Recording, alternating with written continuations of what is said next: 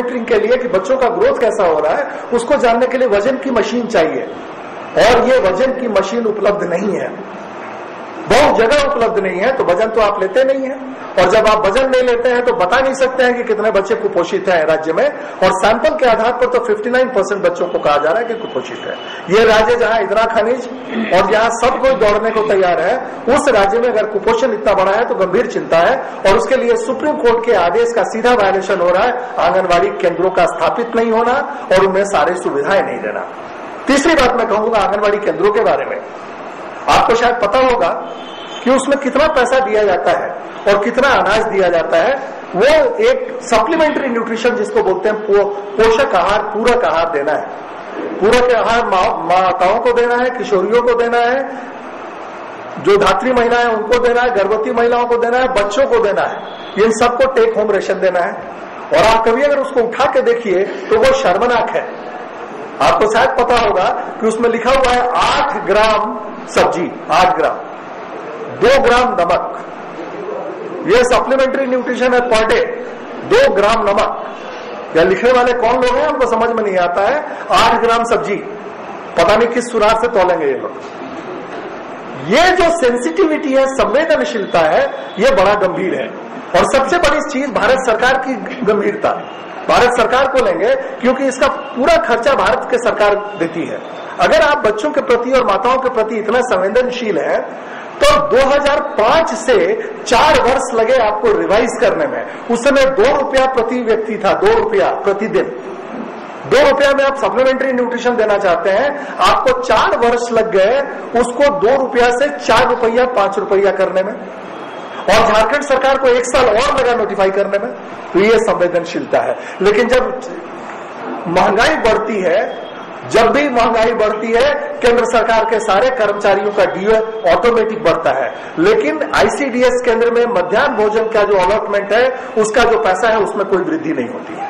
इसका मतलब है कि हम लोग जो कुपोषण के बारे में बात कर रहे हैं, वो कुपोषण के बारे में संवेदनशीलता भारत के स्टेट पे नहीं है, हमारे राज्य के स्तर पर नहीं है। और जब तक आप इन लोगों, क्योंकि ये कुपोषित क्यों है, ये सवाल बहुत मौलिक सवाल है कि सुप्रीम कोर्ट के आदेशों का पालन नहीं होना। हमने आईसीडीएस का कहा कि नहीं पालन होता है। आप अगर अन्नपूर्णा योजना की कहिए, वही हालात है। अन्नपूर्णा योजना में 10 किलो अनाज देना है गरीब, जो हमारे ऐसे वृद्ध हैं जिनको दे देना है, लेकिन ये 10 किलो अनाज उनको नहीं पहुंच पाता है। और सबसे बड़ी चीज है कि उसमें सीलिंग लगा हुआ है, और हर गरीब जो वृद्ध आदमी है उसको इंतजार करना पड़ेगा दूसरे के मरने के लिए, तब वो कोटा पूरा होगा। ये संवेदनशीलता है हमारी, जो हमारे वृद्ध लोग हैं उनके प्रति। पेंशन का वही हाल है। सुप्रीम कोर्ट ने कहा कि 7 तारीख तक पेंशन चला जाना चाहिए। झारखंड के में कभी भी 7 तारीख तक पेंशन नहीं जाता है, और ये सीधा रिकॉर्ड में है। तो सुप्रीम कोर्ट के इन आदेशों का पालन कौन कर रहा है, और ये सुप्रीम कोर्ट के इन आदेशों का क्या मतलब है, ये गंभीर सवाल पे चर्चा होनी चाहिए कि सुप्रीम कोर्ट के इन आदेशों का कोई मतलब नहीं होता है। और सबसे बड़ी चीज है कि भूख और कुपोषण की जब हम बात करते हैं, जो अंतरराष्ट्रीय कमिटमेंट है, इंटरनेशनल मिलेनियम डेवलपमेंट गोल की हम लोग बात करते हैं, शास्त्राब्दी लक्ष्य, और वो लक्ष्य करता है हाफिंग हंगर, आधा करेंगे भूख को, वो समाप्त करने की बात नहीं करता है। हम लोग मानते हैं, हमारे जैसे लोग, कि जो हमारा अनाज है, लाखों टन अनाज अगर सड़ जाता है, आप देख रहे हैं रोज न्यूज़पेपर में आता है, हमारे पास इतनी संवेदनशीलता नहीं है कि वो अनाज इन लोगों के हाथ में हम दे दें जो गरीब है हमारे, जो और वो अनाज क्यों नहीं उगा पा रहे हैं।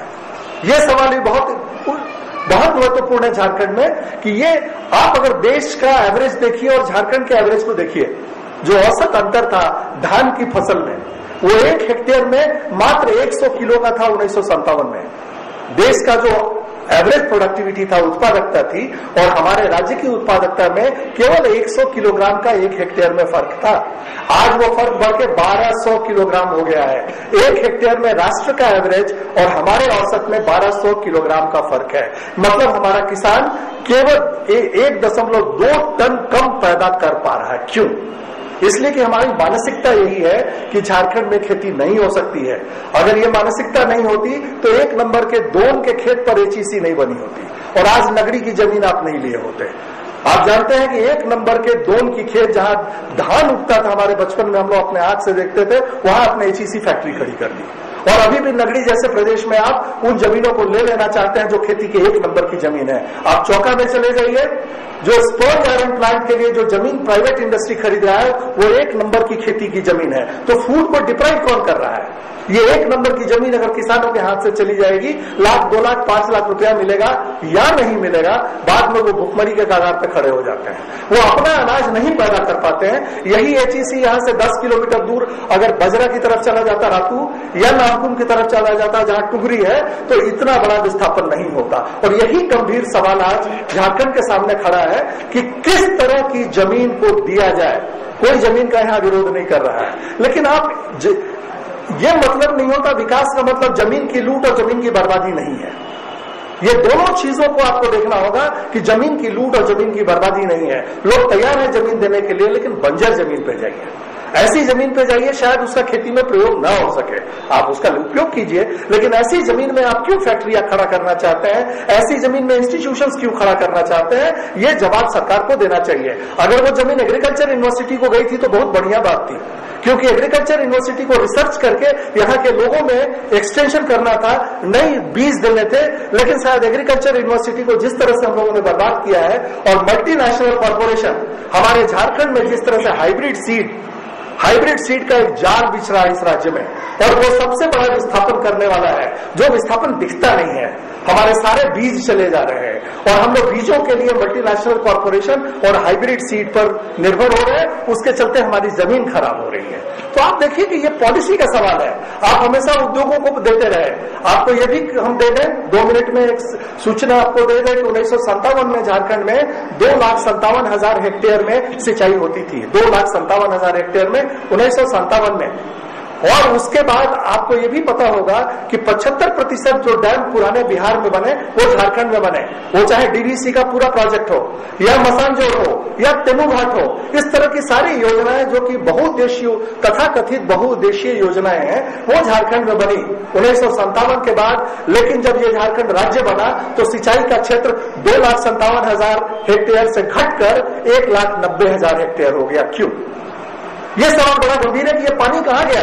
ये पानी सारा उद्योगों को जाता है, ये पानी जो है वो गरीबों को नहीं जा रहा है, ये पानी खेतों को नहीं जा रहा है, ये पानी पीने के लिए यूज नहीं हो रहा है। जो बड़े डैम है उसका पानी कहां जा रहा है? वो शायद थर्मल पावर को जा रहा है, वो शायद टाटा स्टील को जा रहा है, और ये पानी की कीमत नहीं देते हैं। तो भोजन के साथ जो प्रोडक्शन का सवाल है उत्पादन के लिए, और जो क्लाइमेट चेंज और जिस तरह की जलवायु परिवर्तन हो रहा है पिछले 10 वर्षों में हम देख रहे हैं, जब बारिश चाहिए तो बारिश नहीं, जब बारिश नहीं चाहिए तो बारिश, और लगातार ये बारिश कम हो रही है, लगातार सूखा पड़ रहा है। उसका सबसे बड़ा कारण है कि पानी का प्रबंधन और ये पानी पर नियंत्रण। हम बड़े बड़े डैम बनाते हैं और जब जानते हैं कि उससे सिंचाई कम होती है, छोटे डैम पर हम खर्चा कम करते हैं, और ये पॉलिसी का सवाल है, पानी के पॉलिसी का सवाल। तो हम कहते हैं कि भोजन के जब अधिकार की बात करते हैं तो भोजन के साथ हमारा पानी जरूरी है, क्योंकि किसान का सबसे बड़ा रिस्क अगर कोई है तो ये पानी है। और जहां भी पानी मिला है किसानों ने बाकी कुछ इंतजाम कर लिया है। इसीलिए पानी के सवाल को, अगर भोजन के सवाल को देखते हैं हम, तो जल, जंगल और जमीन तीनों को बचाने की जरूरत होती है। ये जमीन जो 1 नंबर की जमीन है, और सरकार को ये नीति बनानी होगी कि 1 नंबर की जमीन जो खेती की जमीन है, क्योंकि झारखंड सरकार और भारत के सरकार के पास कोई लैंड पॉलिसी नहीं है। किस तरह के जमीन पर उद्योग लगेंगे हमारे पास कोई पॉलिसी नहीं है।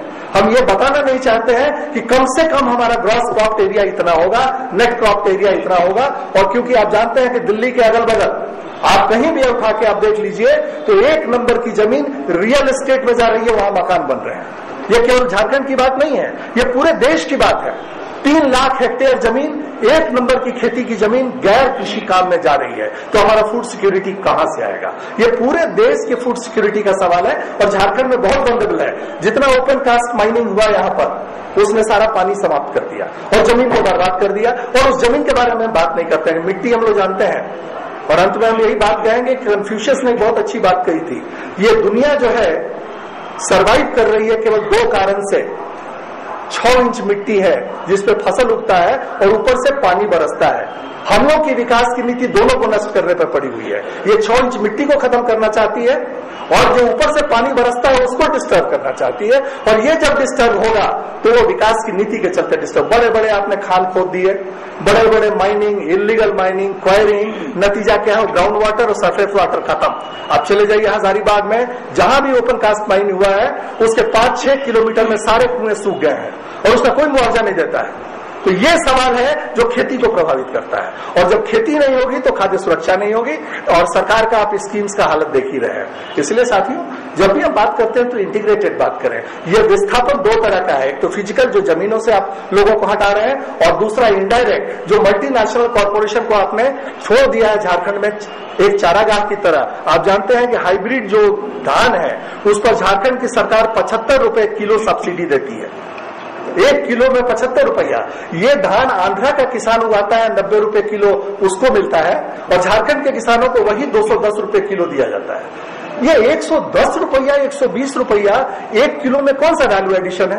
और सरकार उस पर नियंत्रण नहीं कर पा रही है, क्योंकि आप समझ सकते हैं कि ये सरकार किस तरह से चलती है।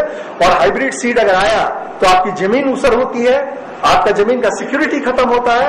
150 तरह के धान इस राज्य में थे, और आज ये हालत है कि नवाखानी के समय गोड़ा नहीं मिलता है, 100 रुपए किलो गोड़ा मिल रहा है। क्यों? ये सवालों पर भी ध्यान देने की जरूरत है, क्योंकि खाद्य सुरक्षा को इस तरह से देखिए। मैं इतना ही कहना चाहूंगा, शायद 5 मिनट मैंने ज्यादा ले लिया है, लेकिन बहुत बहुत धन्यवाद।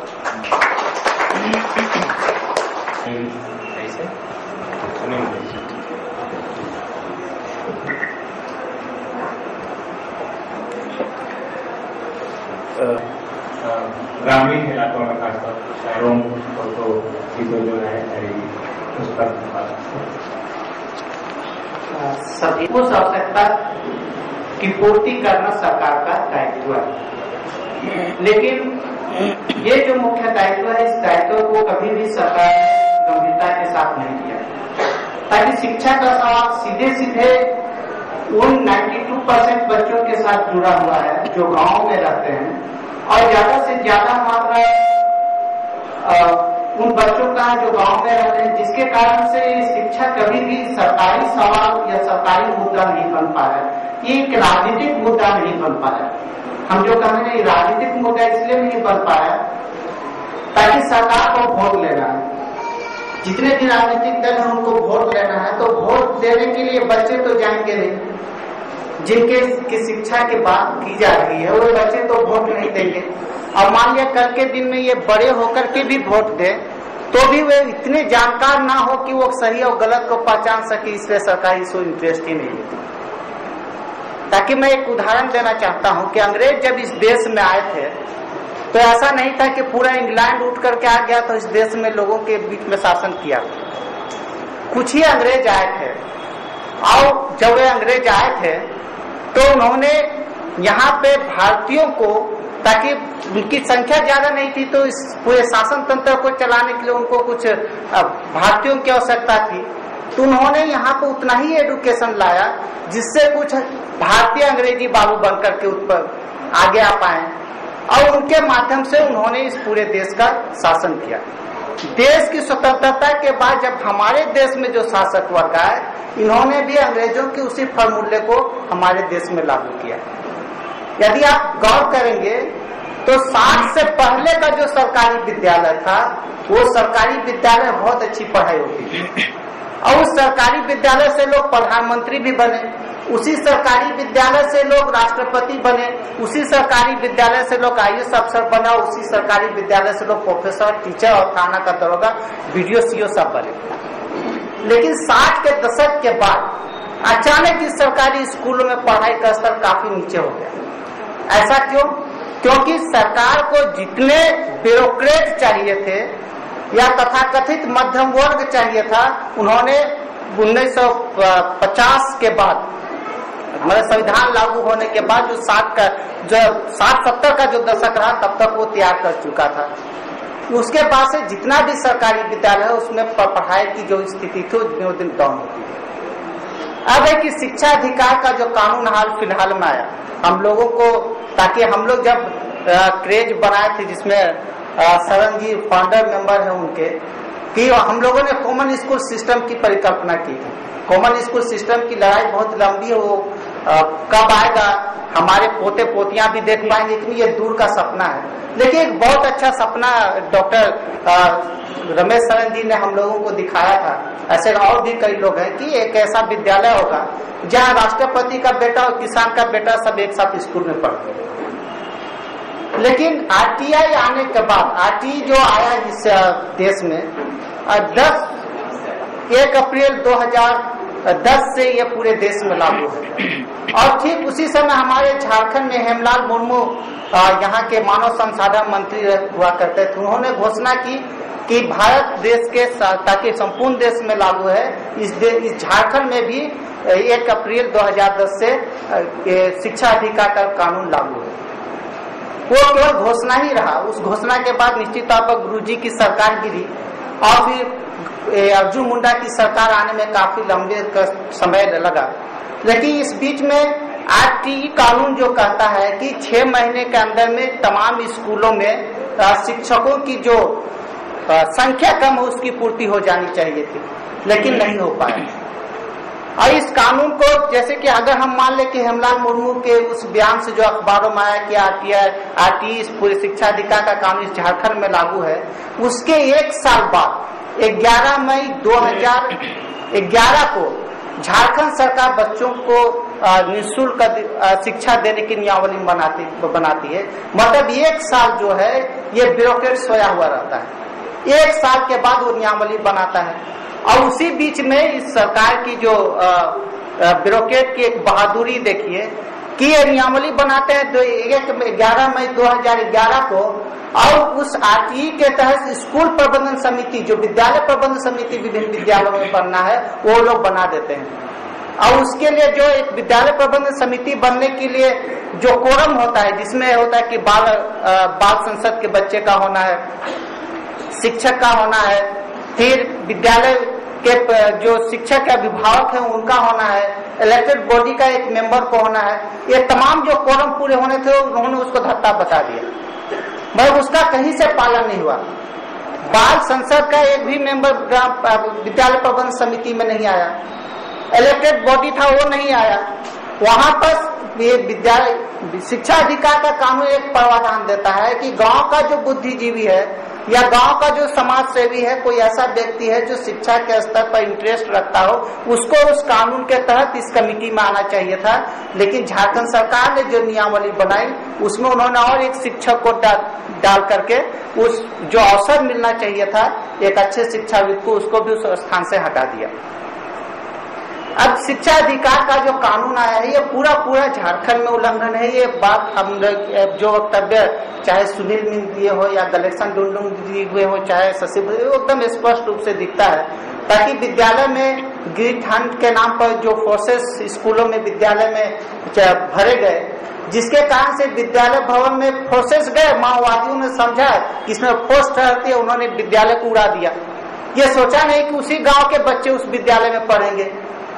वहां पर एक तरफ तो पुलिस गई और बच्चों को विद्यालय से बाहर किया, माओवादी स्कूल भवन को उड़ा करके बच्चों को स्कूल से बाहर कर दिया। ये तमाम चीजें कहीं ना कहीं बच्चों के अधिकार के साथ सीधे तौर पर हुई है, जहां आरटीई का सीधा उल्लंघन है। ये कानून ये कहता है कि हम जितने भी असम में ज्यादा वकील लोग कानून की व्याख्या करते हैं, और इस कानून आरटीई के तहत सबसे ज्यादा चर्चा ये है कि 30 बच्चे पर एक शिक्षक। लेकिन अगर मुझे उस आरटीई का व्याख्या करने कहा जाए तो मैं कभी नहीं कहूंगा 30 बच्चे पर एक शिक्षक। वो कानून स्पष्ट रूप से कहता है कि 60 बच्चे पर 2 शिक्षक होने चाहिए।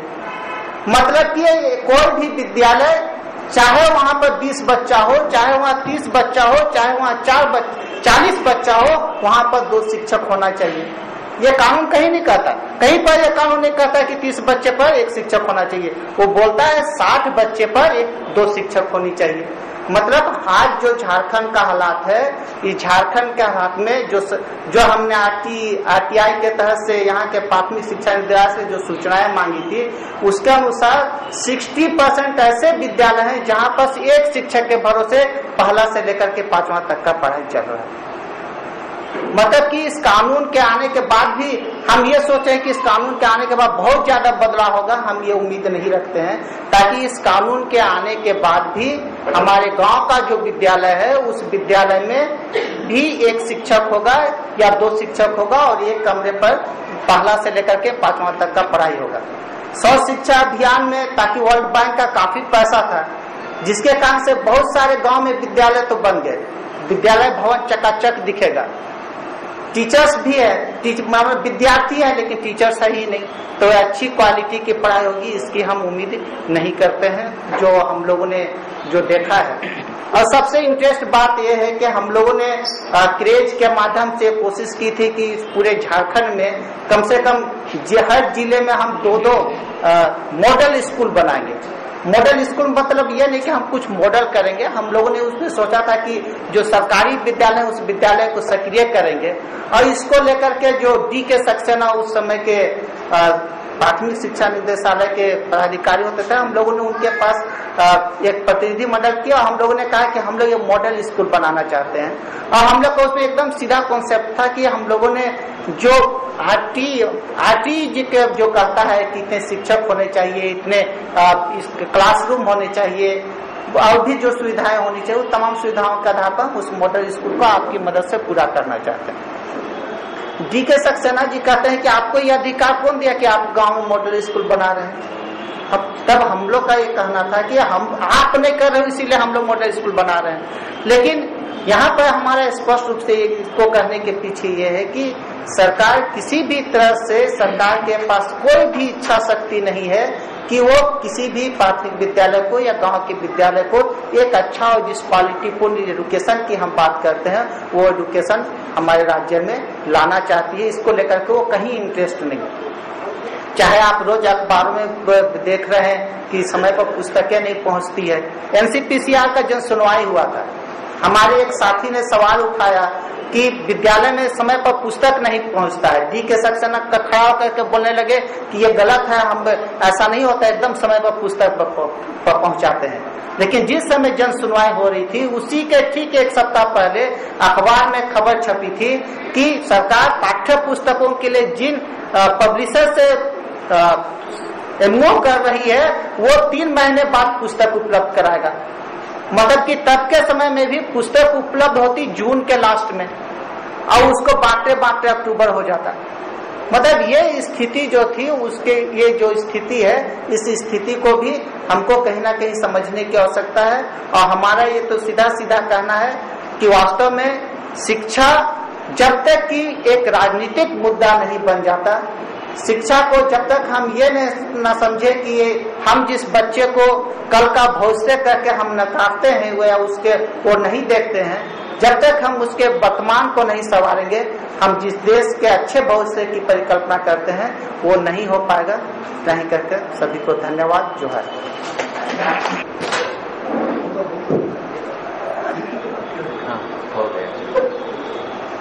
इसको अंदर बैठने को क्योंकि ये माइक भी है, ये रिकॉर्डिंग का माइक भी है।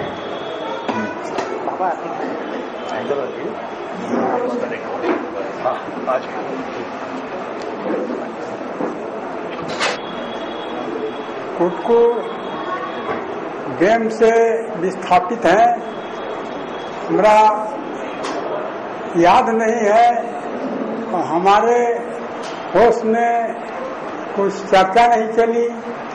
पहले ही से सरकार के अफसर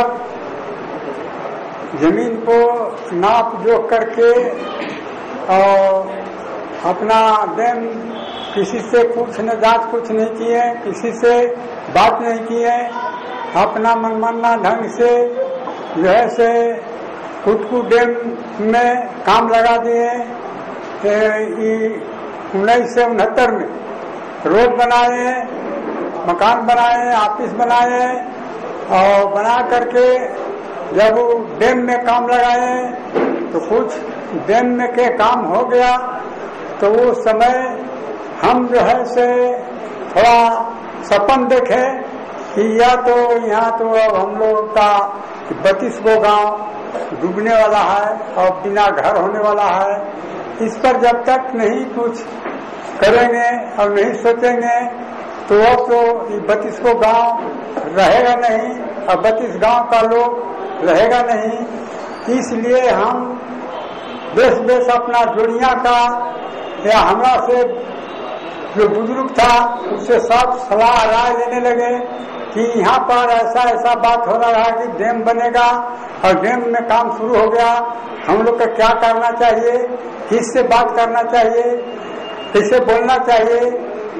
यह सोच करके हम लोग जो है से इकट्ठा 2 गो 4 गो 10 गो 5 गो इसी करते करते हम जो है से बच्चों गांव में जो है से हमारे न नींद लगे न भूख लगे न प्यास लगे, सारा बच्चों गांव का आदमी का हम जमा कर करके और समझा करके हम कहें कि भाई आप लोग बिना घर और बिना जजात के हो रहे हैं, आप लोग कम से कम हमारा साथ दीजिए। उन लोग बोला कि हाँ ठीक है, हम लोग आपको साथ है, आप जो कहिएगा हम लोग का मंजूर है, हम लोग लड़ने के लिए करने के लिए तैयार है। तो हम कहें कि अच्छा ठीक है, हम कहते हैं इसी करिए, हम लोग सब इकट्ठा हो और पहले हम लोग बाले बच्चे मिल करके अपना में जैसे संगठन बनाओ और संगठन मजबूत कर और संगठन मजबूत हो जाएगा तो हम जो काम चल रहा है उसको रोक डालेंगे। यही जब कहे तो सब कोई सलाह देगा, हम कहा भाई बात विचार ठीक है, इसमें फिर रहेगा क्या नहीं रहेगा। तो उसमें जितने भी हमारे गांव के साथी या संगत या बुजुर्ग जो था सब सलाह दिया कि हम लोग सब साथ हैं। तो हम कहे उन लोग का भड़कावन एक सवाल दिए कि अगर मान लो कि हम मरा जाएंगे तो आप भागोगे तो नहीं ना, अड़ोगे कि लोगे। तो उन लोग कहा कि नहीं, अगर आप मार जाएंगे तो हम लोग भी मार जाएंगे, आपको साथ हम लोग करने के लिए तैयार है। इतना जब सहयोग दिए तो हमको कुछ ब्रेन विचार में आया कि कुछ जो है से अब हम अफसर से बात करें और कुछ विचार करें। तो हम जो है से उन लोग से सलाह लिए, कहें कि भाई एक हमारे साथी था लक्ष्मी शाह था, कन्हाईदास था और कुछ बुजुर्ग था, उन लोगों का कहे कि संघर्ष समिति का अध्यक्ष बनाओ, मंत्री बनाओ और या बंद करके और सारा जनता को लेकर के और जो है से हम काम जो चल रहा है वह काम को रोक डालेंगे, हम काम नहीं होने देंगे। फिर कि हमरा से पूछ न जांच न कहा न पूछ, कुछ नहीं किया, अपना मन का यहाँ जो है से ठेकेदार कहा तो हजारीबाग का जो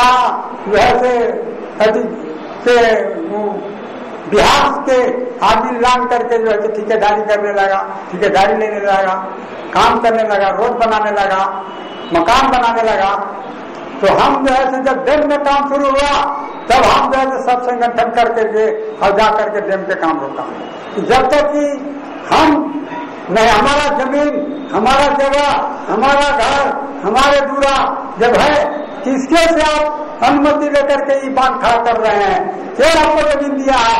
कौन रजत से आप जमीन तो जो है रजिस्ट्री कराए हैं? ये हमको दिखाइए कागज और हमको बताइए, हम तो अनपढ़ हैं तो पढ़ते नहीं, इन कागज दिखाइए और पढ़ के सुनाइए।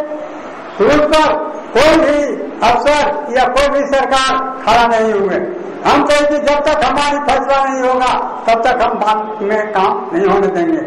1 महीना 3 दिन आ गए, उस घड़ी हमारे जो है से प्रधानमंत्री इंदिरा गांधी थे। इंदिरा गांधी की खबर भेजे कि वहाँ लान करके हमारे हालत देखो, 1 महीना 3 दिन हुआ, कोई अफसर यहाँ नहीं आ रहे हैं और न कोई समझौता कर रहे हैं और न कोई बोल रहे हैं, न कोई रास्ता बता रहे हैं। लेकिन हमको सुनने में आया कि इंदिरा गांधी वहीं से बोले कि कहे डीसी साहब को कि वहाँ जितने धरना पर बैठे हुए हैं तो 1 लाख रुपया दे करके और धरना उठा दो। यहाँ जो है डीसी आया, कहे कि आप लोग का नौकरी मिलेगा, अब आपको जो है से पैसा मिलेगा, आप लोग जो है से धरना छोड़ दीजिए। 10,000 एकड़ जमीन मिलेगा आपको और जो है से घर के जो है से अनुदान मिलेगा 1365 रुपया, पुनर्वास मिलेगा 25 डिसमिल जमीन। आज तक जमीन का जो है नापी नहीं किया, आज तक जमीन का सर्वे नहीं किया, आज तक तो जमीन को बताया नहीं, ऐसे ही जो है कर दिया, अधाना टूट दिया, अगर को पैसा नहीं दिया। आज तक जमीन या हमारे जो है बांध बिल्कुल रोका हुआ है, जिसमें कि उसमें एक अधिकारी अफसर मारा, उसमें हमको जो है दरोगा जो है बरवाटी का हमको जो है करके यही असली नेता है, हमें पकड़ करके लाते हाथ जेल में दे दिया।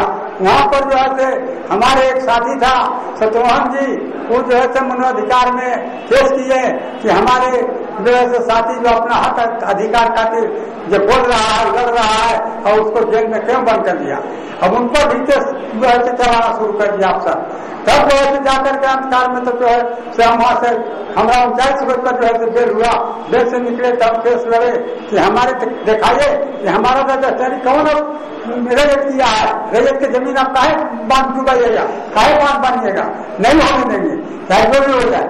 यह तरह के हम बोलने लगे, बचाने लगे, साथी सबके गाँव घूम करके सब जाने लगे, सबको इकट्ठा करने लगे।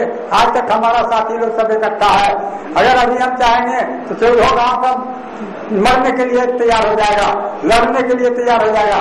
लेकिन आज तक जैसे रोके हैं, आज तक नहीं कुछ हुआ है, न हमको न जमीन कहीं मिला है, न पैसा मिला।